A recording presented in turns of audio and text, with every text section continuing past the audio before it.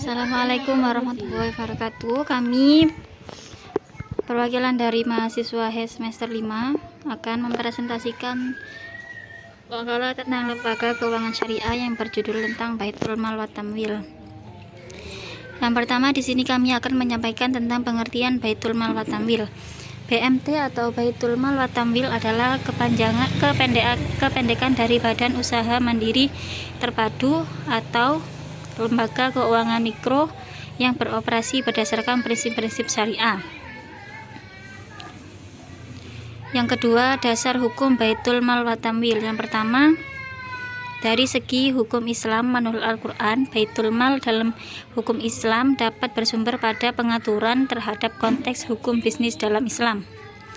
Yang kedua, menurut hadis, suatu perbuatan atas dasar mencari ridho ilahi tentunya harus berlandaskan hukum Islam sebagai umat muslim. Tentunya dasar hukum dari perbuatan adalah Al-Quran dan Sunnah Rasul. Yang ketiga,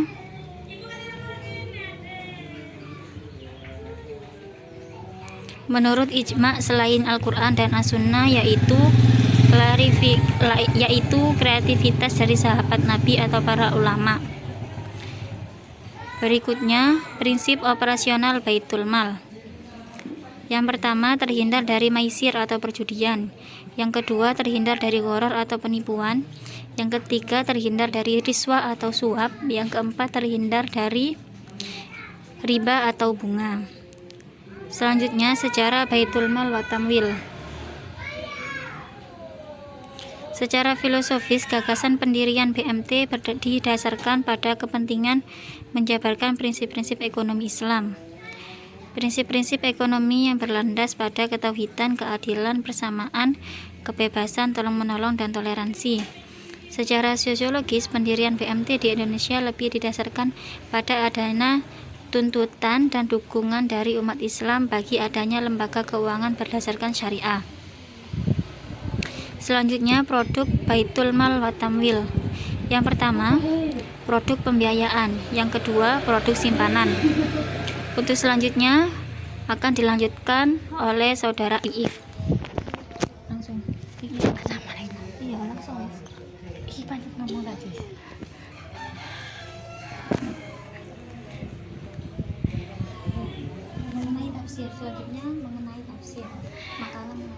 Selanjutnya makalah mengenai tafsir, yakni pilihan ayat. Yang pertama,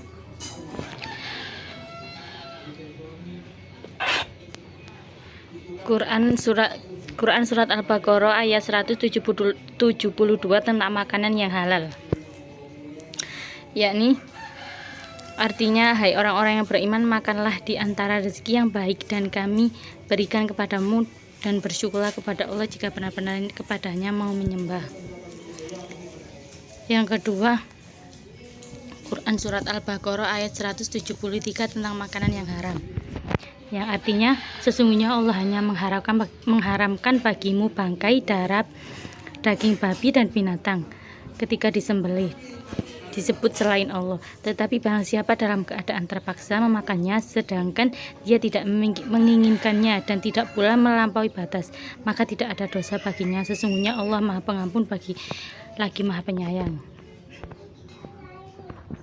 Tafsir ijmali. Secara global, Quran surat Al-Baqarah ayat 172 menjelaskan kita sebagai umat Islam yang senantiasa selalu beriman kepada Allah untuk selalu menggunakan setiap rezeki yang selalu diberikan kepada kita untuk diperlakukan dalam hal yang baik-baik, terutama dalam hal makanan, dan kita juga dituntut untuk selalu berucap syukur pada setiap apa yang sudah kita peroleh. Dalam Quran surat Al-Baqarah ayat 173, Allah menjelaskan kepada kita terhadap apa saja yang diharamkan dan dilarang untuk kita konsumsi, seperti bangkai, darah, daging babi, dan setiap apa yang disembelih dengan selain menyebut nama Allah. Dan di sini Allah juga mengecualikan makanan tersebut apabila kita dalam keadaan terpaksa atau tertekan untuk mengonsumsinya. Tapi walaupun begitu, tetap ada batasan sesuai dengan yang memang mereka butuhkan. Penjelasannya,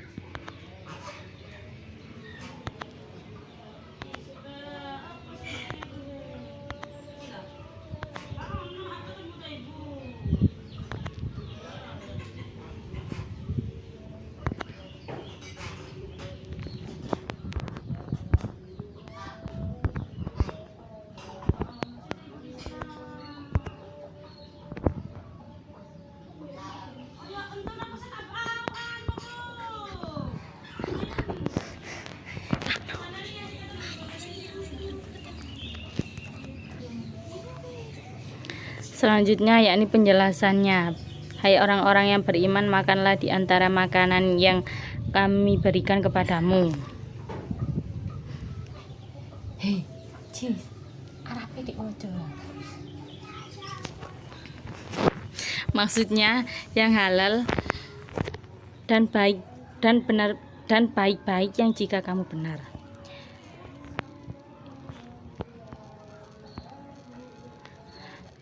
Di atas makanan yang dihalalkan itu bersyukurlah dan benar-benar kepadanya menyembahnya. Maksudnya sesungguhnya Allah mengharamkan bagimu bangkai memakannya karena konteks pembicaraan mengenai hal itu. Maka demikian pula hal yang sesudahnya.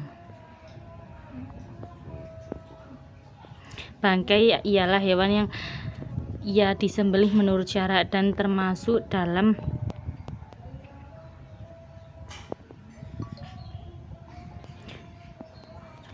hal ini hewan-hewan hidup yang disebutkan dalam sunnah kecuali ikan dan belalang. Maksudnya yang mengalir sebagaimana kita mendapati pada binatang-binatang ternak, yakni darah. Disebut daging karena merupakan maksud utama, sedangkan yang lain yakni daging babi.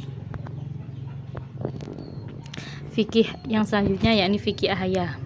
Setiap binatang yang dinilai baik oleh bangsa Arab merupakan orang-orang kaya yang hidup makmur, berwatak sehat dan selalu senang, maka binatang itu halal, kecuali hewan yang mana syarak mengharamkannya. Maka binatang ini tidak boleh mengacu pada penilaian baiknya bangsa Arab terhadapnya. Setiap binatang yang dinilai kotor oleh bangsa Arab maka hukumnya haram, kecuali binatang yang mana syarak menghalalkannya maka hukumnya tidak haram. Di antara golongan binatang buas yang haram dimakan adalah binatang yang terlarang kuat yang dipergunakan untuk membinasakan binatang lain, misalnya singa dan macan tutul. Dari golongan burung yang diharamkan makan adalah binatang yang memiliki cakar kuat yang mampu melukai hewan lain seperti elang. Dari Abu Hurairah radhiyallahu an bahwa Nabi Shallallahu alaihi wasallam bersabda, setiap binatang buas yang mempunyai gigi taring adalah haram dimakan. Hadis riwayat Muslimin. Muslimin juga meriwayatkan dari hadis Abu Abbas radhiyallahu an dengan lafaz-lafaz melarang dan ditambah yakni dan setiap burung yang mempunyai kaki penerkam.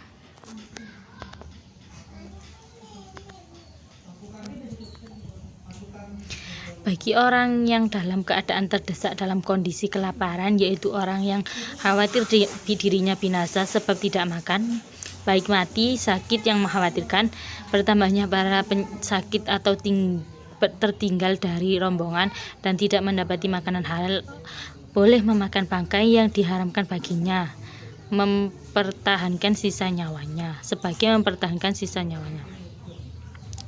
Ada dua macam bangkai halal untuk kita, yaitu ikan dan belalang. Ibnu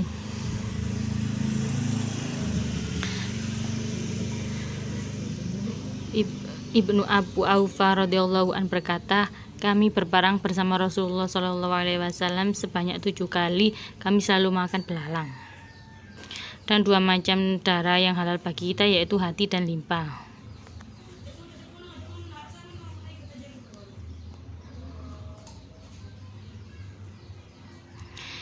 bahwasannya binatang itu terbagi pada 3 bagian, yakni binatang yang tidak halal dimakan, yang kedua binatang yang halal dimakan, yang ketiga binatang yang halal bangkainya.